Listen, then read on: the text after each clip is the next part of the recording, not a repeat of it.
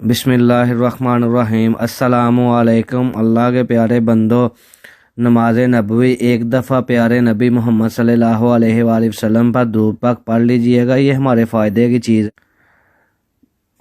نجاستوں کی تطہیر کا بیان، کل ہم نے یہاں تک پڑھا تھا، آج اس کے آگے بڑھتے ہیں۔ بسم اللہ الرحمن الرحیم۔ حیض علودہ کپڑے کا حکم۔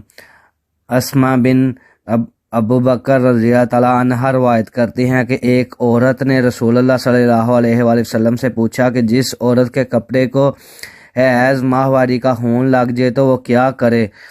آپ صلی اللہ علیہ وسلم نے فرمایا، اسے کرچ لے، پھر چٹکیوں سے مل کر پانی سے دھو لے، پھر اس میں نماز ادا کر لے۔ یہ نیچے بکس کی ڈیٹیل لکھی ہوئی ہے، تو کسی بھائی نے یا کسی نے وہاں سے جا کے پڑھنا ہو تو پڑھ